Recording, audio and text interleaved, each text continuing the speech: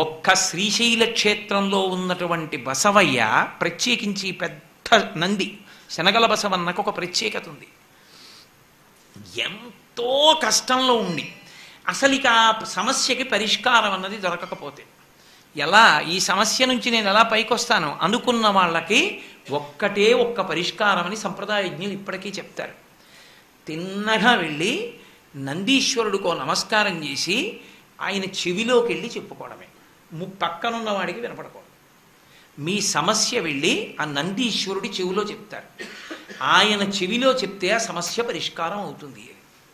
ఎందుచేత అంటే నంది ఒకడు శివుడు ఒకడు కాడు, ఇద్దరు ఒక్కటే. అందుకే ఇద్దరి మధ్యలోకి వెళ్ళరు. ఆయన శివానుగ్రహాన్ని వర్షించి ఎంతటి సమస్యకి పరిష్కారం చెప్తాడు. చెవిలో చెప్తే సమస్యలు పరిష్కరించే నందిగా విలిచిన క్షేత్రం శ్రీశైల క్షేత్రం ఒక్కటే. పైగా మీకు ఆగమంలో లేని అమ్మవారు ఉన్న ఏకైక క్షేత్రం శ్రీశైలం ఒక్కటే.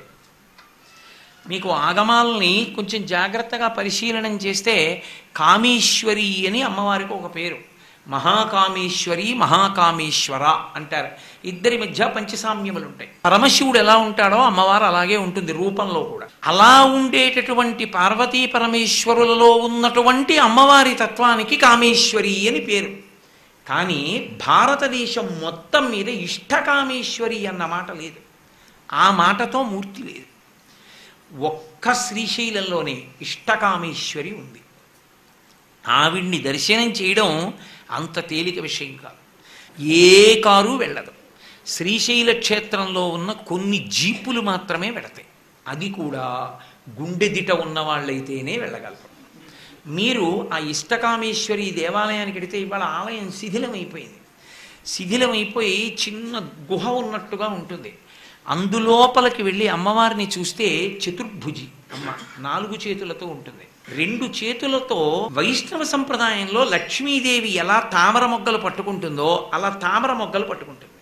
కింద 2 చేతుల్లో భారతదేశం మొత్తం మీద లేదు ఇంకటువంటి మూర్తి. అక్కడొక్క చోటే ఉంది. ఒక చేత్తో రుద్రాక్షమాల పట్టుకుంటుంది, ఒక చేతిలో శివలింగాన్ని పట్టుకుంటుంది. పట్టుకుని యోగినీ స్వరూపంలో ఉంటుంది. ఇప్పటికీ పెద్దలు చెప్తారు, కామేశ్వరి అని పిలవడానికి సాధారణంగా తంత్రంలో కామేశ్వరి స్వరూపం ఎలా ఉంటుందని చెప్తామో అలా లేదు కదా. ఇక్కడ కామేశ్వరి 8 చేతులతో ఉంటుంది. ఈవిడ అలా లేదుగా. పైగా కామేశ్వరి కామేశ్వర అంటాం కదా, ఆ రూపం కాదు. మరి ఇష్టకామేశ్వరి అన్నది లేదు. మరి ఎందుకు వచ్చింది ఈవిడ అంటే, ఒకానొకప్పుడు శ్రీశైలంలో ఒక రహస్యం ఉండేది. ఎంత గొప్ప కోరిక తీరాలన్న వాళ్ళైనా సరే తపస్సు భంగం అయిపోతోందనుకున్న వాళ్ళు కూడా. ఎందుచేత అంటే శ్రీశైలానికి ఒక్కదానికే ఓ లక్షణం ఉంది. ఉత్తర భారతదేశంలో ఉజ్జయినికి ఉంది, కాశీపట్టణానికి ఉంది. దక్షిణ భారతదేశం మొత్తం మీద మళ్ళీ శ్రీశైలం ఒకటే, ఇంకొక పట్టణం లేదు అటువంటిది. ఎందుచేత అంటే అక్కడ లేనటువంటి ఆరాధనా విధానం లేదు. అక్కడ కాపాలికుల దగ్గర నుండి ఉన్నారు. ఇప్పటికీ మీరు శ్రీశైలం లోపల ఉన్నటువంటి గుహల్లోకి ధైర్యంగా వెళ్ళి దర్శనాలు చెయ్యగలిగితే కాపాలికులు ఇక్కడ పూజలు చేసేవారనడానికి ప్రబల సాక్ష్యాలు దొరుకుతాయి. కాపాలికులు నరబలి కూడా ఇస్తూ ఉంటారు. అటువంటి కాపాలిక స్పర్శ కూడా క్షేత్రానికి ఉంది. అంతేకాదు, అక్కడ స్పర్శవీధి చేత ఒకానొకప్పుడు సిద్ధనాగార్జునుడు శ్రీశైలం కొండనంతటిని బంగారంగా మార్చే ప్రయత్నం చేశాడు. ఆయనే మూలికల మూట తెచ్చి త్రిఫల వృక్షం కింద పెట్టాడు. అటువంటి గొప్ప గొప్ప ఔషధులన్నీ శ్రీశైల పర్వతం మీద ఉన్నాయి.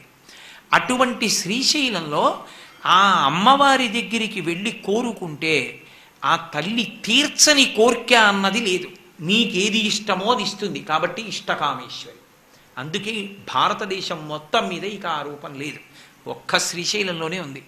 ఇంకొక పెద్ద రహస్యం ఏమిటంటే, పరమ భాగవతోత్తములైనటువంటి వాళ్ళు వెళ్ళి అమ్మవారికి బొట్టు పెడితే మెత్తగా మనుష్యుడి నుదురు ఎలా తగులుతుందో అలా తగులుతుంది ఆవిడ నుదురు. ఉలిక్కి పడతారు.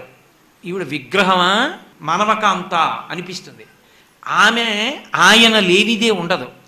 పక్కనే శివాలయం ఉండేది, కానీ ధూర్తులు శివలింగాన్ని కూడా పెళ్లగించేశారు. ఆ ప్రదేశంలో ఇప్పటికీ పెద్ద గొయ్యి ఉంటుంది. అసలు ఇంకొక పెద్ద చమత్కారం ఏంటంటే, అక్కడ ఉండేదంతా చెంచులే, ఎవ్వరూ నాగరికులు ఉండరు.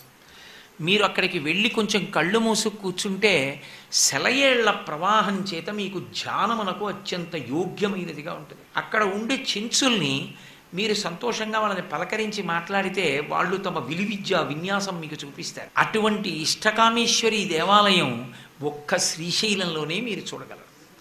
భారతదేశం మొత్తం మీద మీకు ఇక ఇష్టకామేశ్వరి అన్న పేరుతో అటువంటి అమ్మవారి దర్శనం కుదరదు. కాపాలికుల దగ్గర నుండి సాక్షాత్ శివావతారులైనటువంటి శంకరాచార్యుల వారి వరకు ఎన్ని సంప్రదాయాలు శైవంలో ఈ లోకంలో ఉన్నాయో అన్ని సంప్రదాయాలు శ్రీశైలానికి చేరి శ్రీశైల మల్లికార్జునుణ్ణి పూజించినవే. అందుకే ఇప్పటికీ మీరు శ్రౌత శైవంలో కూడా చూడండి, మల్లన మల్లికార్జున పేర్లు ఎక్కువ కనపడతాయి. శ్రీశైలానికి అంత దగ్గర సంబంధం, మల్లికార్జున నామానికి అంత ప్రశస్తి. అక్కడ శంకర భగవత్పాదులు వెళ్ళారు ఒకానొకప్పుడు. వెళ్ళి శంకర భగవత్పాదులు తపస్సు చేసుకుంటుంటే ఒక కాపాలికుడు వచ్చాడు. ఎందుకు కాపాలికులకు ఆయన మీద కక్ష అంటే, ఆయన అనేకమైనటువంటి వాదనలను తిరస్కరించి వైదికమైనటువంటి ఆరాధనా విధానాన్ని ఆవిష్కరించారు ఈ దేశంలో. అందుచేత కాపాలికులకు కూడా ఆయన మీద కక్ష ఉండేది. అతను వెళ్ళి అన్నాడు, నేను ఎంతో పూజ చేశాను, ఇక నేను అమ్మవారికి ఒక చక్రవర్తి తల కానీ సర్వసంగ పరిత్యాగి తల కానీ ఇవ్వాలి. చక్రవర్తి తల నేను ఎలా తీసుకొస్తాను, వెళ్ళలేను, చంపేస్తారు. మీరు సర్వసంగ పరిత్యాగి, మీ తలకాయ అమ్మవారికి ఇస్తాను, మీ తలకాయ ఇస్తారా అని అడిగాడు. అడిగితే శంకరాచార్యుల వారు అన్నారు, నేను ఈ శరీరం కాదు అని సన్యాసం తీసుకున్న రోజున నిర్ణయించుకున్నాను. కాబట్టి నీకు నా తల వలన ఉపకారం జరుగుతుందంటే తీసుకో. కానీ నా శిష్యులు ఉన్నారే, వాళ్ళు ఎప్పుడూ నీ శరీరంలో ఉండాలని కోరుకుంటారు. ఎందుకంటే గురువుగారు శరీరంలో ఉంటే మంచి మాటలు చెప్తారు. అందుకని నేను సశరీరుడుగా ఉండాలని కోరుకుంటారు. వాళ్ళు పాతాళగంగా స్నానానికి వెడతారు. వెళ్ళినప్పుడు నా తల తీసేసుకో అన్నాడు.